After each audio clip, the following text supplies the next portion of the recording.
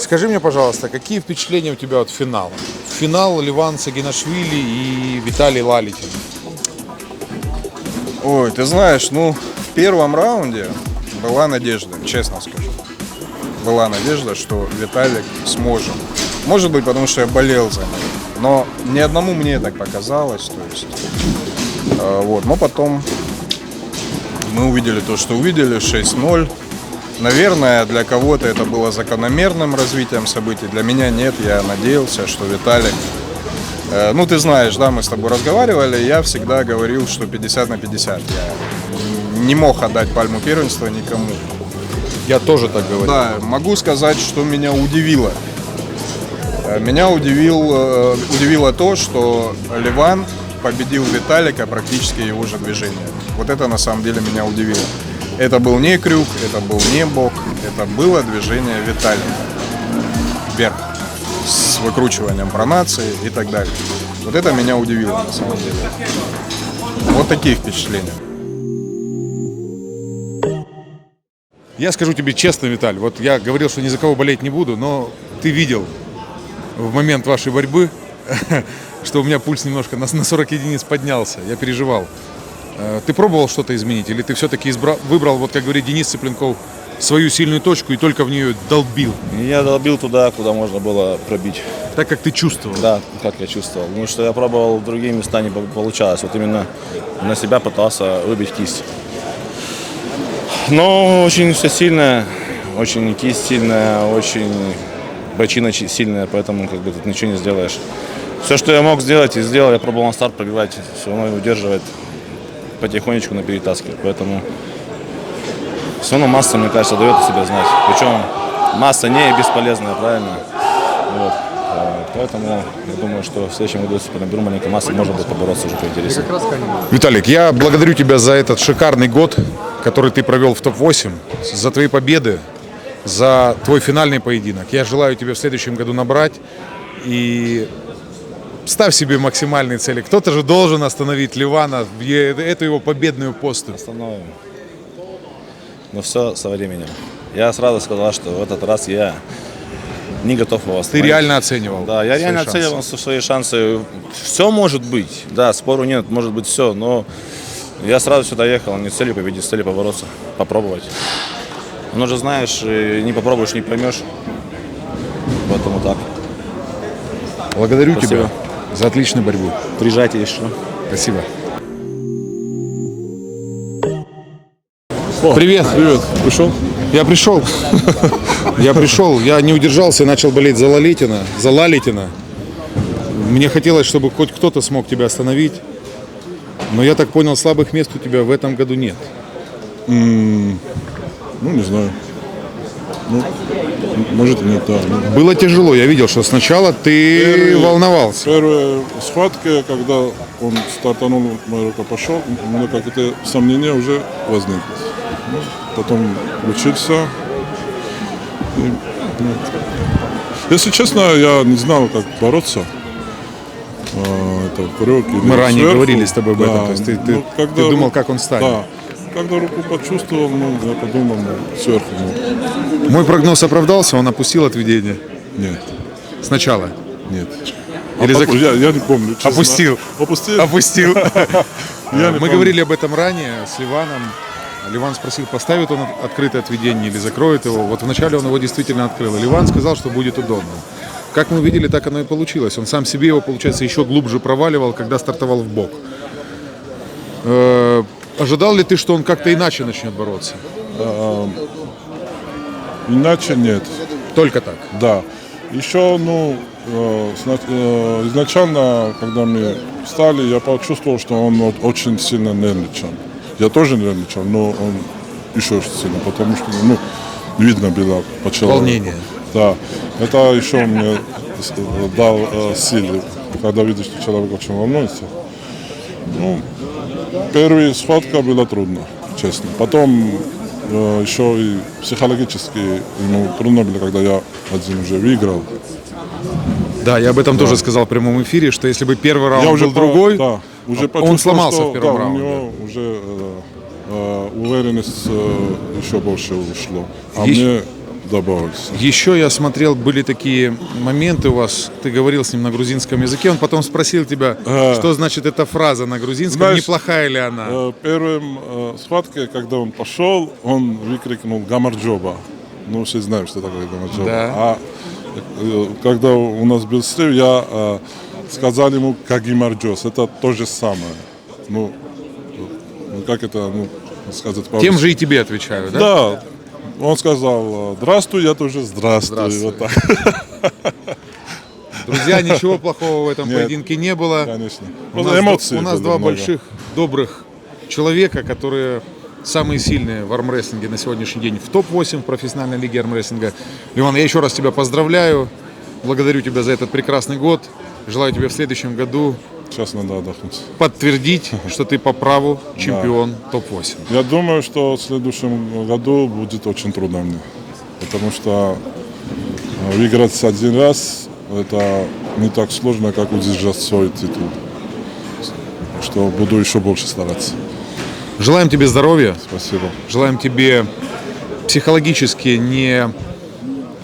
не почивать на лаврах, так это у нас говорят, не расслабиться. Да. Поздравляю. Спасибо. Друзья, работаем. Василий Кузнецов и я Только работаем. красиво меня снимите, пожалуйста, красиво. Василий работает чуть больше и чуть дольше. Я немножко работаю, пропускаю работу, прогуливаю работу. Ему еще кажется, что он чемпион, а я давно эту мысль себе победил, и поэтому давай.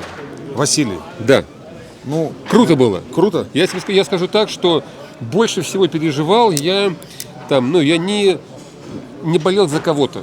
Я болел за армрестлинг, и я очень переживал, что это важное событие, финал не получится. А финал получился. И он получился шикарный. Он получился крутым. И как бы выиграл человек, который по большому счету заслужил эту победу. Все-таки Ливан к этому шел очень давно. Виталий изначально не хотел выступать в топ-8. Как бы он как-то это откладывал, его попросили, он выручил, пришел. Но этот первый раунд заставил его поверить в то, что он может. И я думаю, что сегодня был заложен фундамент того, что в следующем году это будет, совершенно другой топ-8. Это будет И совершенно совершенно другой. другой Виталий Лалик. Это будет все другое. Это будет, на самом деле, сегодня творится история, и мы присутствуем здесь. Вот. Это круто. Василий, меня интересует вопрос. Многие говорят, что эксперты должны сказать, кто же будет 8-м участником в топ-8 2020. Я скажу так. Силаев туда прибыл. Да. Кадыргали и Бабаев ушли. Кто этот 8-й человек? Я пока Я его не скажу вижу на так, горизонте. я вижу этого человека. Кто же это? Я очень хочу, чтобы 8-м человеком в этом топе был швед. Я скажу почему. Потому что все остальные, кого я здесь видел, у них нету потенциала для роста. Они не вырастут. А швед может вырасти. Он, может быть, в первый год не займет каких-то там супер мест, но он этот год спрогрессирует. Я не видел людей, даже предположим, при всем моем уважении, я просто тащусь от его борьбы Красимир, да, и он очень хотел в топ. Но он на грани там будет. У него кисть маленькая, с такими бороться монстрами. Да. И он уже и по возрасту, и по своей силе, он не спрогрессирует там, добавить 10%. Сколько нужно добавить, чтобы победить Ливана? А швед может добавить и 50, и 100. Поэтому я за шведа. Это раз. Во-вторых, высокий, харизматичный викинг, расширение географии, маркетинг. Вы видели сборную Швеции? Почти 100 человек. Да, я понимаю, что Швеция может взять к себе этап. То есть со всех сторон я топлю за шведа. Это сенсация. То, что я слышу сейчас от тебя, да, швед был сенсацией здесь, на злотом туре. Я не вижу его в топ-8, но то, что твое мнение... Потому что ты смотришь как спортсмен в большей степени, понимаешь? Я смотрю чуть-чуть вперед. Ты посмотри на Виталия Лалитина. Виталий Лалитин до этого года, по большому счету, бил баклуши. Его габарит позволял ему выигрывать эти вафовские соревнования, и он, по большому счету, не напрягался. Попав сюда, он стал прогрессировать, и он спрогрессировал. Мы помним, как он боролся с Ливаном. Ты же помнишь, вот Да, так вот. да. Прогресс. Если бы он сюда бы не попал бы, этого бы прогресса бы не было. То же самое швед. Я вижу его рост. Мы же строим проект сейчас на года. Да, то есть попадание его в топ-8 будет катализатором его Да. роста профессионального, как Это раз. армрестлера. И опять же привлечение внимания Европы. Сюда попадает европейский спортсмен, талантливый. Все-таки, когда здесь выступает Тим Бреснен, это не самый популярный спортсмен в Америке. От него ничего глобально не ждут, и он не привлекает такого внимания к этому проекту. Блин, я думаю, что за шведа будет болеть вся Западная Европа. Тем более такой. А Игорь умеет там добавить образу еще, ну, как бы, это будет круто. Вот, короче, я за него. Ну и топ-8 95-я категория. Туда попал Олег Петренко из Украины. Пополнились у нас ребята, которые отобрались. Ты чего-то ожидал другого? Ты думал, будет борьба в 95-й категории? Я лично думал, что Петренко все-таки И выиграет. на самом деле я... 95-е... Я не думал так. Я не так хорошо знаю Петренко. Я следил за Олейниковым. Вадимом, да. Да, он молодец. И опять же, это же отбор. Да, и даже Олейников, он как бы не форсировал. Его задача была попасть в двойку, да. А каким Вадим Олейников раскроется в топ-8, мы это увидим. Вот тут как бы год назад никто не верил Игорю. Он затеял, по большому счету, авантюру. Когда произошел скандал с ВАФ, и когда запретили Чейфи участвовать в турнире, эта авантюра показалась еще большей авантюрой. Он это все выдержал и довел это дело до конца. Сейчас мы получили крутой финал. Мы получили шикарный 95 с Джоном Брезенком, которого WAL не получила, а Игорь получил. И все это говорит о том, что этот проект работает. И я понимаю, что у нас в этом году было, там, сколько у нас было, 3 этапа. Я думаю, что в следующем году их будет больше, ну, с учетом 2 категорий. И мы будем как нормальные люди раз в 2 месяца покупать пивасик, садиться перед телевизором и смотреть не UFC, а топ-8. И будем собираться, это будет классно. И мы можем с тобой спокойно уйти из спорта и заниматься блогерством, потому что будет Друзья, что обсуждать. Василий очень настойчиво рекомендует мне уйти из спорта и продолжать снимать обзоры и делать выпуски для канала Изман Про. Я уже не первый день об этом думаю, Василий. Правильно, правильно, потому что чемпионов много, молодых много, а медийщиков просто вот, ну, я не знаю, там, можно пересчитать по пальцам одной руки. И это как бы вопрос еще, ну, сложнее, чем там, этим нужно заниматься. И вот эту историю строить, вот наша задача о том, как здесь было круто, рассказать максимальному количеству людей. Люди должны понять, что вот это будущая арма. И тогда здесь, в следующем году, на золотом туре, там, и на чемпионате мира, как называется новая федерация? ИФА. ИФА. Блин, там будет, ну, а здесь достойно. Вот, блин, если сюда приезжают люди поболеть каждый год, из Москвы, там, откуда-то еще. На VIP-места. На VIP просто поболеть. Ну, это о чем-то говорит. Где такое бывало? При этом болеют культурно, не напиваясь. Друзья, мы благодарим Василия Кузнецова, желаем Вам спасибо. самого лучшего для развития Да. твоего канала. И надеюсь, что мы, как ты сказал, будем встречаться как можно чаще. Конечно, конечно. Денис Цыпленков, легенда армрестлинга.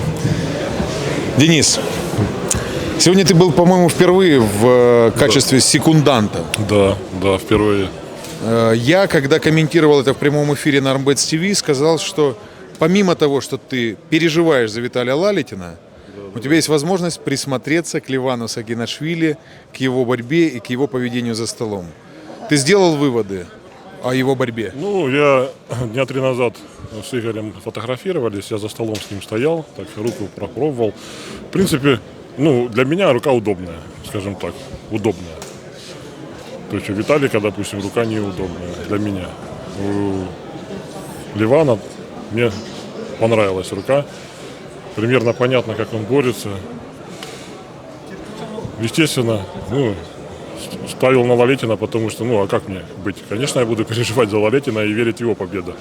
А сам прекрасно понимал, в интервью сказал, то, что как и получилось, да. Виталик и пробивал, и стартовал первый. Я говорил, единственное, Ливан, если вот весь разбитый утащит, это вот единственный его выход. Ну, собственно, он это и сделал. Почему Виталий не поменял тактику на бой? Почему он все время пытался продавить в бок и тем самым открывал себе отведение? Что-то он пытался изменить в ходе поединка? Скажем так, по-другому у него не получалось. Он выбрал самый, скажем, как бы для него сильный выход, да, свою сильную сторону. И не отступал от нее? Да, и не отступал. Я там пытался ему сказать, попробуй так, попробуй это. Но он, в принципе, пробовал. Ты сам видел. Он пробовал там и переходил, но там уже ловить нечего. У него, во-первых, рычаги не для этой борьбы. И его рычаги там и спиной не вытянуть, ничего. То есть вот, единственное, то, что он мог делать, он делал. Все равно у него не получалось. Он пытался. В следующем году нас ожидает топ-8 2020 в абсолютной категории. Сегодня туда добавился Дима Силаев, уходит у нас Кадыргали Ангарбаев, уходит Рустам Бабаев. Кто должен быть восьмым? Восьмого я почему-то не вижу на горизонте. Кто же этот восьмой? Ну, я пока тоже отказался, потому что мы договорились с Игорем, может быть, через год на Золотом туре так сделаем какой-то армфайт, летом решим, как там здоровье мне позволит, да, посмотрим. Но я, допустим, с начала года не готов. Я только в начале года начну какие-то движения. Все-таки на первом месте здоровье, и я так решил. Топ-8 не увидеть. И плюс, чуть-чуть честно так вот присматриваюсь на эту всю ситуацию, понимая то, что топ-8, он такой тяжелый формат. Потому что круглый год спортсмену нужно быть на пике. А это чревато, да, тяжело очень.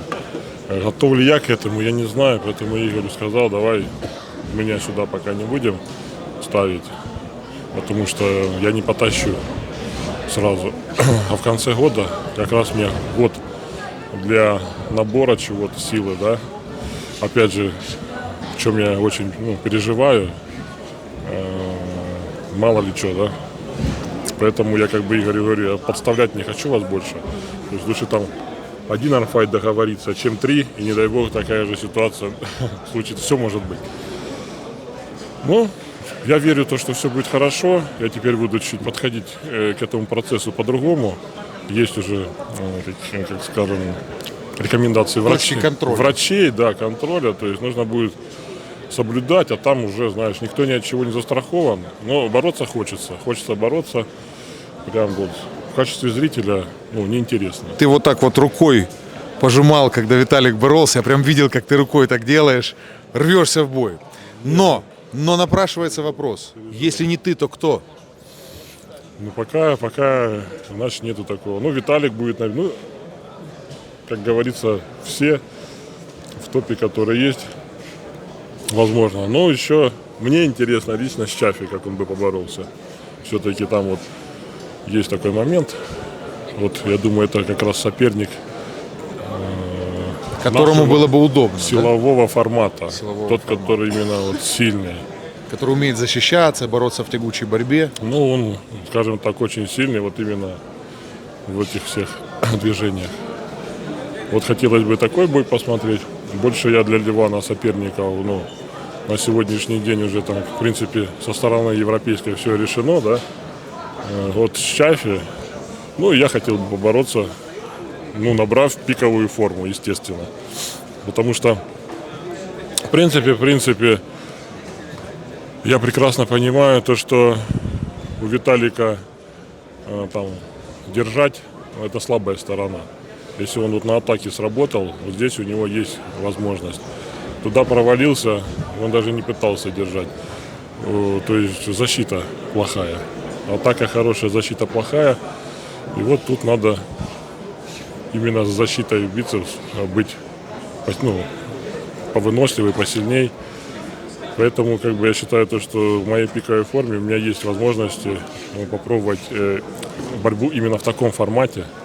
Даже если я там проигрываю, как я всегда там обычно делал, попытаться удержать, передержать, и потом уже сделать свое дело.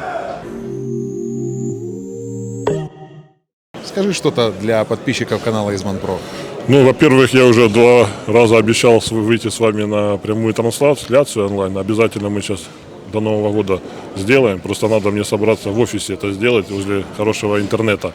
А дома, к сожалению, на даче нету интернета. Я это обязательно анонсирую. Ну да, просто обязательно это будет. А так подписчикам, именно армрестерам, желаю, то есть все видим то, что Игорь, ну и в принципе развивает, количество спортсменов растет, все красиво, зрелищно, появляются призовые, есть стимул, мотивация куда-то стремиться.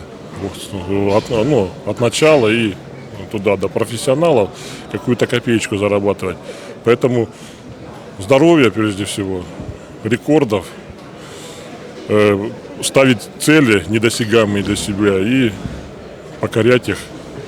Не скажу, что быстро, правильно, не спеша, равномерно, чтобы всегда у вас было здоровье на первом месте. Так что удачи и всем привет. Благодарим Дениса. Денис, тебе здоровья и как можно скорее вернуться на вершину армрестлерского Олимпа. Спасибо тебе.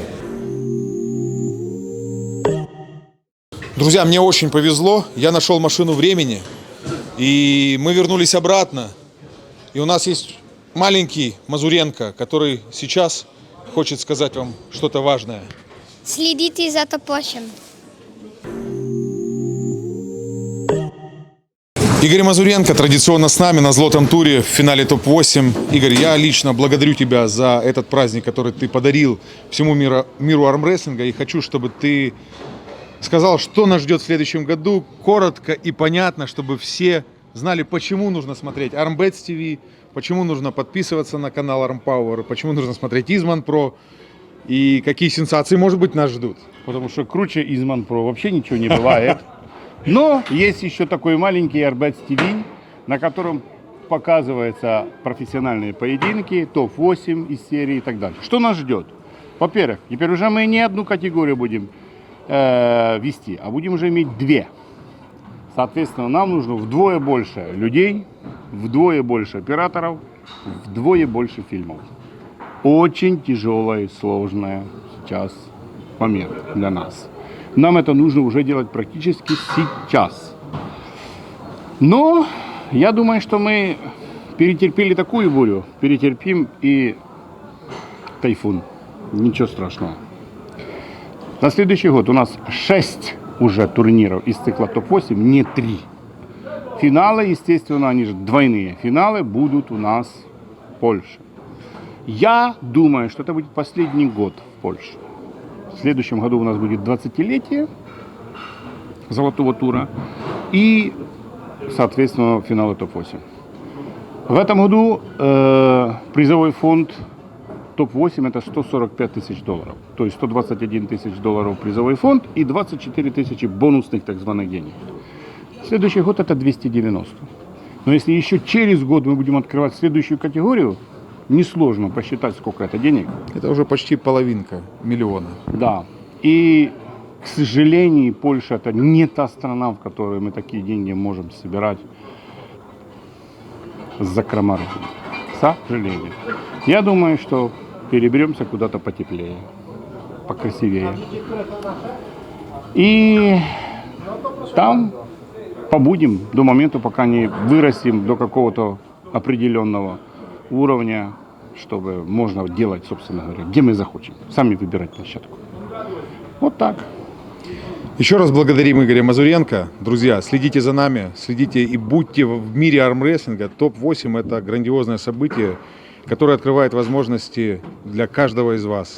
Каждый из вас может бороться в топ-8, потому что эти категории будут умножаться каждый год, добавляться, открываться. Пожелаем Пал USA в лице Игоря Мазуренко новых звезд, новых побед.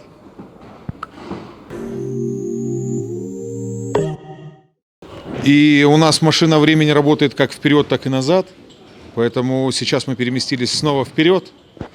Следите за топ-8.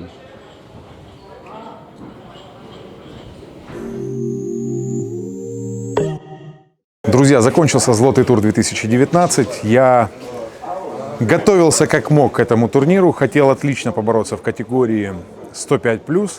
Мой результат 8 место среди 21 спортсмена на левой руке и 15 место на правой руке среди 27 ребят. Мне было тяжело, мне оппонировали очень сильные спортсмены. Я рад тому, что я поучаствовал на этом празднике и не планирую оставлять армрестлинг, планирую продолжать тренировки, планирую снимать видео для вас, планирую путешествовать вместе с командой профессиональной лиги армрестлинга для того, чтобы снимать обзоры на всех этапах топ-8 в 95-й категории, в категории абсолютной.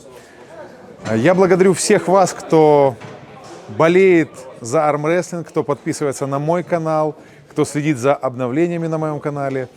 Конечно же, мне приятно, когда вы пишете комментарии, плохие и хорошие комментарии, когда вы пишете свои замечания, пожелания. Это помогает мне не стоять на месте и развивать свой канал. Всех вас я хочу поздравить с наступающим Новым годом. Всех вас я хочу поздравить с тем, что этот год принес нам открытие абсолютной категории топ-8, нового абсолютного чемпиона в лице Левана Сагинашвили. Новые звезды мы увидели в мире армрестлинга, который открыл нам топ-8. Поэтому, друзья, пусть Новый год принесет нам новые свершения, новые удачи. Будьте все здоровы, будьте все счастливы, берегите друг друга. Любви вам в ваши семьи, в ваши сердца. Любите друг друга, любите армрестлинг. С вами ваш Изман Про.